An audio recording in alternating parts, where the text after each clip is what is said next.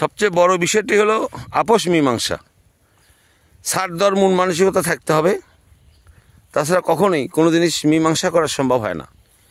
এমনি এক ঘটনা ঘটেছে, আমারই জমি বেচেছি 83 শতক, সেখানে জমি মাপযোগ করে দেখা যায় যে 92 মতো হয়। যাই হোক, যার কাছে জমি বিক্রি হয়েছে সে অত্যন্ত ভালো লোক। আমরা আপোষ মীমাংসার লক্ষ্যে আমরা জমিতে আসি। আমি গ্রামের অর্থাৎ বিধট মৌজা এটা, আর পাশে দেখতে পাচ্ছেন ওটা সুকস মৌজা, ওই গ্রামগুলো দেখতে পাচ্ছেন সুকস ইউনিয়ন।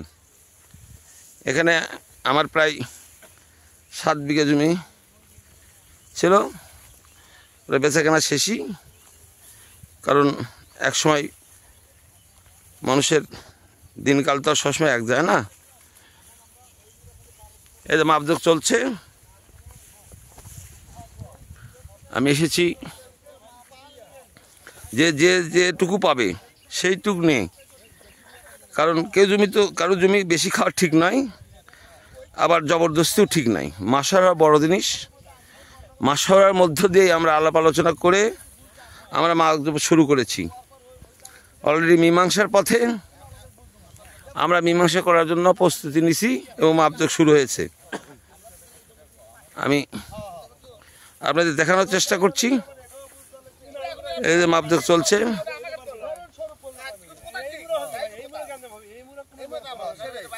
এই যে একটু মাপতে গেলে বাক বিতরণটা হয়, সামান্য কথাবার্তা। এই ওই মুড়ে ধরেছিলি, সব মুড়া হয়ে গেছে। আচ্ছা আচ্ছা, সেটা না কতটুকু পাচ্ছি সেটা তো আমার বড় বিষয় না, আমি কতটুকু পাবো সেটা বেশি না। আমরা এখন মাপযোগ করছি, কালি হয়েছে তো কালি হবে, ওখানে তো বসবো মাসরা করে, তারপর আমরা সমাধান করবো, তাই না? হ্যাঁ নাকি? তো রাজি সবাই? হ্যাঁ রাজি।